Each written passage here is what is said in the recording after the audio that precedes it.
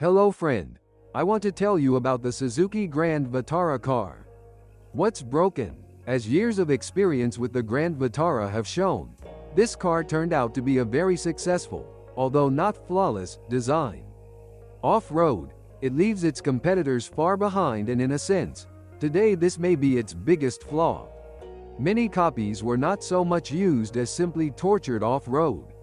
Many of them are repaired more or less professionally after somersaulting, sinking in deep water, or heavily loaded off-road tires. Despite this, Grand Vitaras are not problematic cars. Considering that the Grand Vitara debuted in 1998, we are dealing with quite old models, but younger than the cars compared in this series. This generation was produced until 2005, so you can find something relatively young.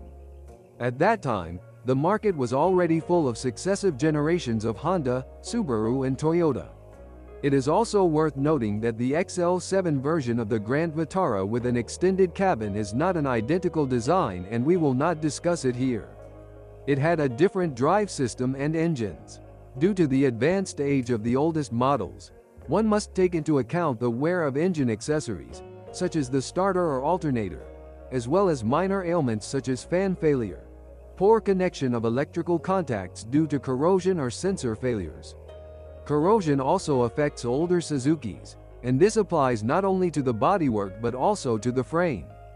Fortunately, the interior is relatively durable, although it cannot be said to be made to the highest standard.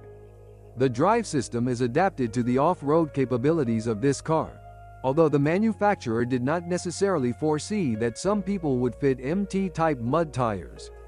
This does not mean that the Grand Vitara is not able to drive on such tires, but you should know that off-road tires put a lot of strain on the axle shafts and differentials. However, the real weak point of the Suzuki is the gearbox, which even in new models did not demonstrate much precision and could creak or resist engaging the gear. The good news is that even after 200,000 kilometers there is no big difference, but the gearbox is not pleasant to use. This is not a general situation and does not necessarily apply to all models. In older cars, the problem with changing gears is often in the clutch or clutch release system.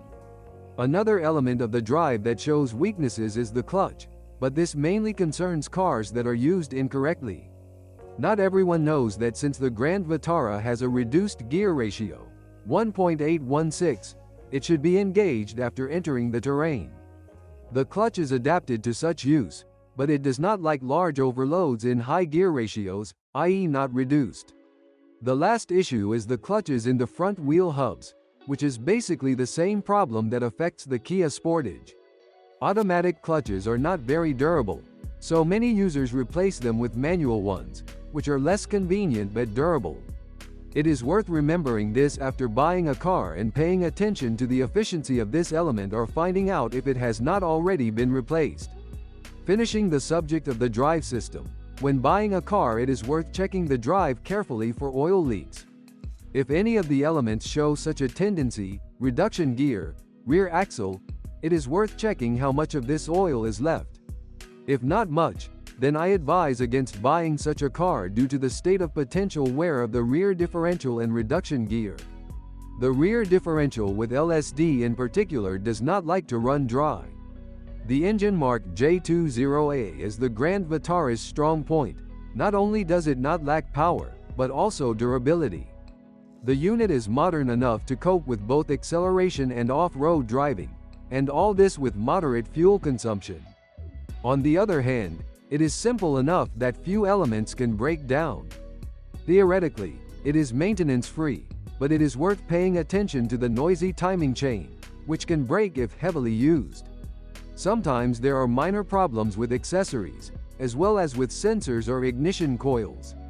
The latter are not particularly durable, so it is worth replacing them with the best possible quality. Often, problems with the electrics are nothing more than poor contacts. The suspension is another strong point of the Grand Vitara. It is strong enough and at the same time properly tuned for this car. Yes, it is subject to wear, but these are usually rubber elements. It is worth keeping the rear axle in good condition, which has a very big impact on the quality of the ride. If there is no play there, there should be no problems with maintaining the course on the road. The rack and pinion steering gear is one of the durable elements. Unfortunately, the same cannot be said about shock absorbers, which tend to give up quite quickly when used off-road. If the car is to be used in this way, it is worth considering a tuning kit with a delicate suspension lift that does not require interference with the guiding elements. It is also good to have the braking system under constant care, which works efficiently, provided that nothing seizes or corrodes. In general, the Suzuki is a very durable car, and its design was thought out for off-road use. The durability of the suspension, drive and frame elements is equal to its off-road properties. When used on the road, the Grand Vitara is basically indestructible. The Grand Vitara's operating costs, similarly to the Kia Sportage, will depend on the type of use. Off-road, the car will be more expensive due to fuel consumption and some components, while on the road, the Suzuki is basically problem-free and completely comparable to other cars in its class. It is difficult to limit fuel consumption to less than 10 L, 100 kilometers, but the solution is to install a gas system, which the 2-liter petrol engine bravely tolerates. Unfortunately, there is a price to pay, and since the Grand Vitara's boot is modest anyway, we lose a significant part of it after installing the cylinder. In general, the Grand Vitara is similar to its competitors in terms of maintenance costs. Thanks for listening to me. Don't forget to subscribe to the channel and rate my video. If you know of any problems with this car that I haven't mentioned, be sure to write about them in the comments.